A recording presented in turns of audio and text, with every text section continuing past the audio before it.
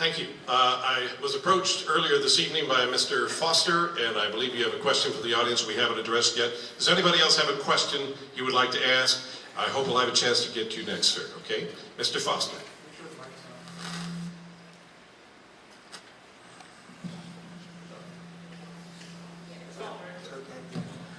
My question is in regard to the RNC's Growth and Opportunity Study and report that it came out with. It has a lot of excellent points in it that we need to address, but at the same time, it seems to be a carefully worded attack on our party platform. Sir, can you get close to the microphone? Put your mouth almost up. He shut it off. Please go ahead. My question is, how do you resolve the differences in the party platform and the RNC's Growth and Opportunity report as far as boots on the ground and work? Do all of our candidates understand the question? Do not. State it one more time, please. The RNC's Growth and Opportunity report has a lot of excellent points, but it's attacking the party platform for certain goals. How do you resolve that? How do you resolve that Growth and Opportunity report where it conflicts with the, or appears to be attacking the party platform? How do you resolve that with what you tell the constituents here? Mr. Finley, I believe you were up first on this.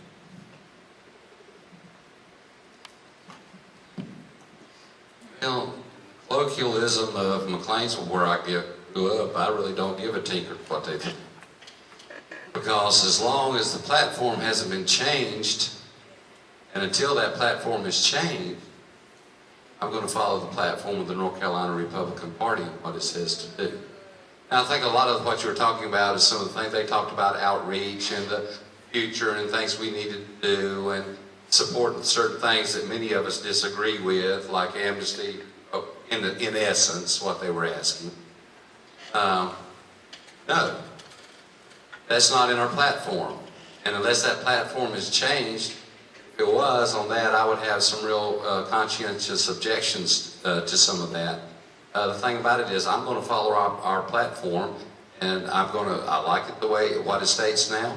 That's what I'm going to work with. And until that's changed, and the people, the Republicans, delegates who are either at the National Convention or the State Convention change that platform, I really don't care what their suggestions are, because I'm going to follow what our platform has to say, because that's the pledge I would take as the vice chair of the party.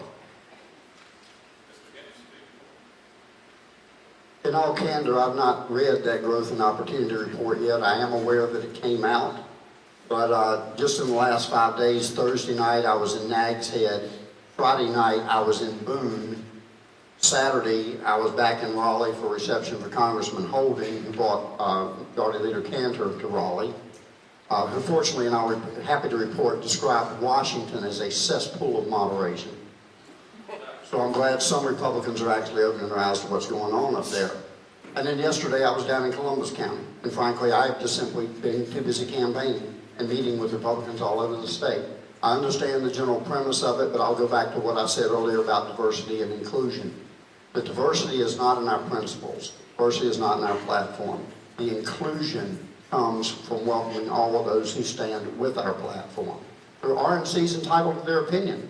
But again, we proved what worked here in North Carolina. We know how strong the conservative message is here. And I believe more people will stand with us if we will only have the backbone to stand up in the public square and say, this is who we are.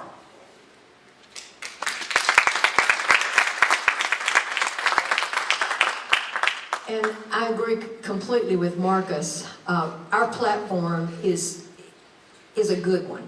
It's a very good one. I served on the platform committee this year. I love the Republican Party platform. There isn't anything in it that I disagree with. And until it's changed, I'm not familiar with the Growth and Opportunity report that came out. I heard about it, but I'm not familiar with the details. But to me, as Marcus said, they're suggestions. Maybe they're ways that we can look at to grow our party. They're just making these suggestions, thinking that it might help us. And until I look at it, I don't know if it was would be something that I would even want to take seriously. But I'm with Marcus on this one. The platform is that is our ruling document, and until it's changed, that's what tells us what we need to do, and as vice chair, I would uphold the principles of that platform. I have read the growth and opportunity report from the RNC. It was also dubbed the RNC autopsy. And the reality is we don't lose by being too conservative, ladies and gentlemen. We lose because we fail to properly implement conservatism once we get into public office. And the one thing that we have to remember is the RNC lost in 2012. North Carolina won in 2012. Where our platform differs from that, we're the ones who are doing it right.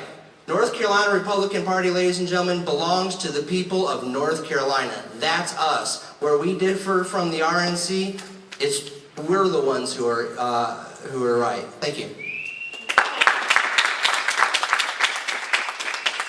Considering that Governor McCrory and Lieutenant Governor Dan Forest have publicly endorsed Claude Pope for North Carolina GOP chairman, and this question comes from a delegate, which one of you is the chosen vice chair candidate of Governor McCrory and Claude Pope?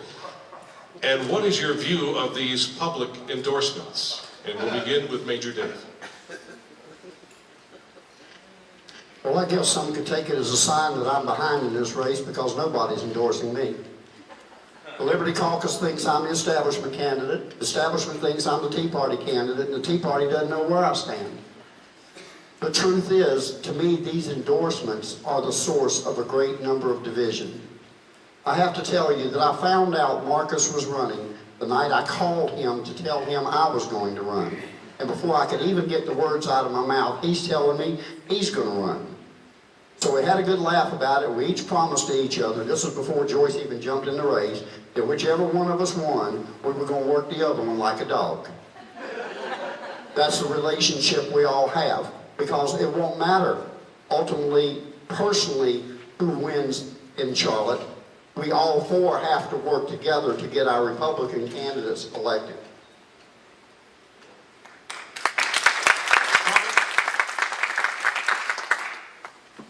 Well, I don't think any of us have been endorsed by the governor or by Claude Pope or anybody else, so I don't know that it really applies to us.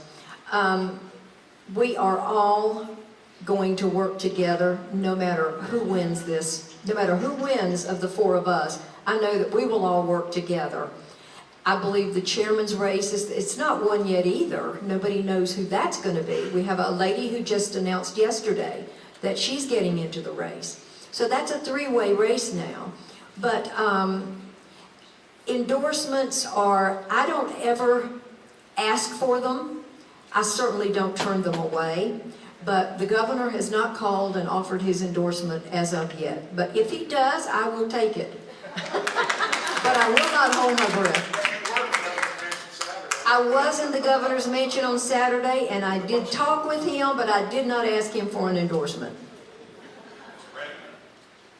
I actually agree with Dave on this. The reality is that this flurry of endorsement is a big part of the problem because it creates the division and it creates the antipathy.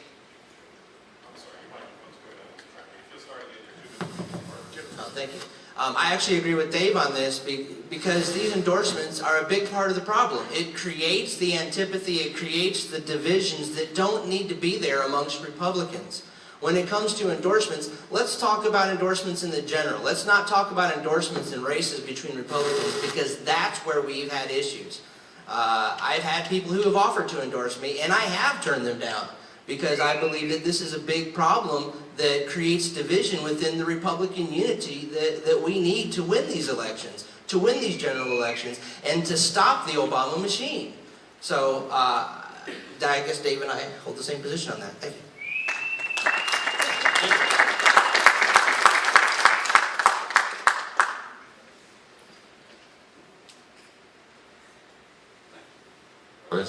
There we go. A little bit of a delay. Headphones on.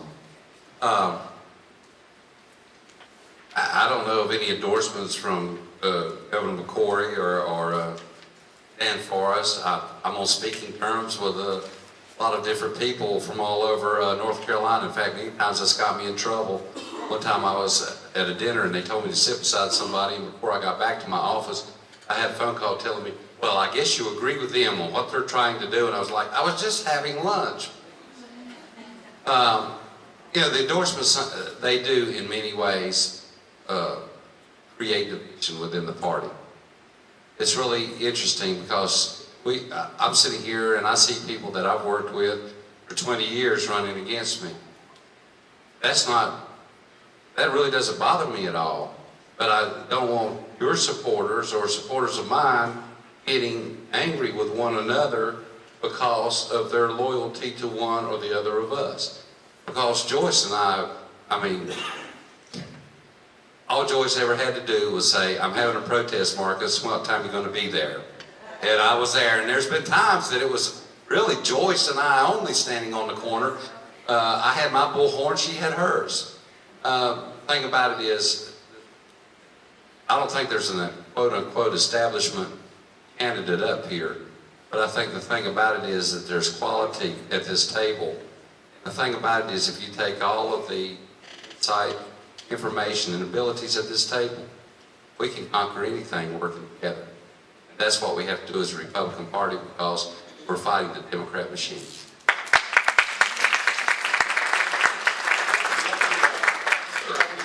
had a question for us. You can come up to the microphone and tell us your name and where you're from. Name your question. I'm Mitchel Farris. I'm from Forsyth County. I don't think we're losing elections because of our platform or our principles. We're always behind the Democrats. They embraced technology before we did. And when it comes to elections, after elections, we seem to take the time off, where Democrats' machine is constantly rolling. So if elected vice chair, how do you propose embracing the technology and not taking time off in between elections to keep the grassroots moving? Thank you. Could all of our candidates understand the question? And we'll begin with Mr. Farris. Absolutely right. Liberals never sleep. Liberals never sleep. They are always working. We had a 72-hour program just a few years ago when they were already doing that, when early voting was already going. We were still working on a 72-hour plan when half the folks had already voted by then. We have to change that. We really are good at technology. We just are not good at using it as much as the Democrats are. Al Gore invented the internet, as you all know. So we had to catch up. But we have caught up. Conservatives use the internet. We use it a lot because we don't have the mainstream media doing our job, so we do our own job through the bloggers, through our own social media networks. We spread our own message, which we have to keep doing. But you're absolutely right. Democrats are much better. They have always been better at grassroots than we are. Have any of you read Rules for Radicals? Democrats have been doing that forever. Now, I don't advocate that we do some of those things, but at FreedomWorks, and you guys know I'm grassroots coordinator for FreedomWorks. For years, every young person that comes to work in our Washington, D.C. office, that book is on their desk, and that's the first thing they do is read it. They learn how to organize protests. And at those protests, you actually are informing voters, you're spreading your message. We have to learn to do a much better job. Democrats are excellent at it.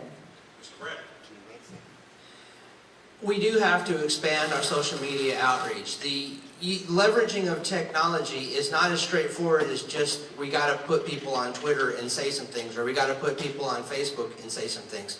We have to look at the entire constellation of social media sites that are out there and actually network them together so that we have a cohesive operation going forward. I have a whole lot of experience, not only with social media, but also with computer technologies. I've been in computer technology since 1986. And until I became completely involved in politics, I was doing field network service, point of sale service, and fixing computers. And I do have a lot of experience that we can bring to start coalescing this larger constellation of social media, including Reddit, Google+, Twitter, WordPress blogs, portals, and even old school stuff like Usenet. These are all critical tools that we can use to put together a foundation for expansion and leveraging the social media so that we can overcome the mainstream media, who, as we all know, never bothers to tell the truth about conservatives. This is our way around the mainstream media, and we have been getting a lot better at leveraging it, but there's a lot more that we can do. And not only is it to get around the mainstream media, but also the social media and the internet is where you're going to find a lot of the younger generation who, until now, we have generally failed to reach. And that's what I'll do. Thank you.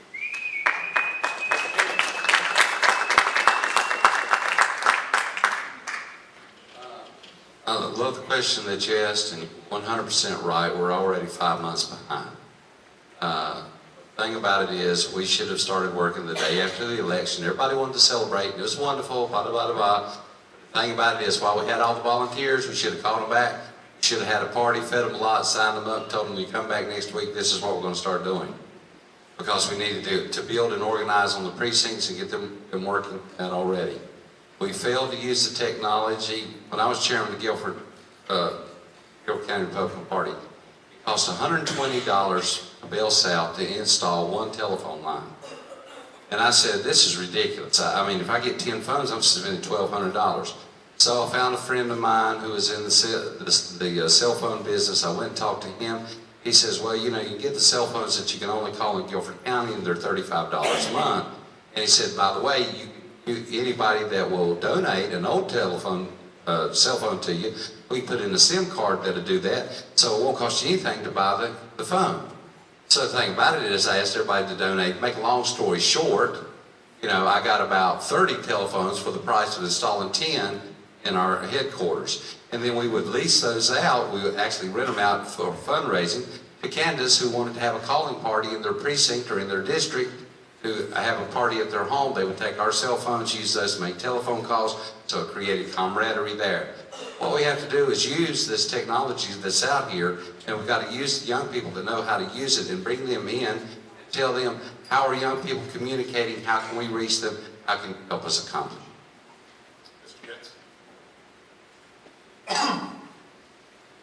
Last Monday night up in Kannapolis, Dr. Daltrey stood up, many of you know him, wrote the book Waking the Sleeping Giant. And he spoke at length about how when you're asked a question, don't make the mistake of validating the implied assumption. Because when you do, you've already basically conceded their point. So I want to take a little bit different view of technology. Many of us grew up in a generation that was taught two things you don't talk about in public are religion and politics. We've not only stopped having the conversation, we lost the art of how to have it. Technology is great and wonderful, but technology is enabling people to hide behind their computer screen and have conversations and never make that personal connection that really gets the vote that a handshake and a smile will get you.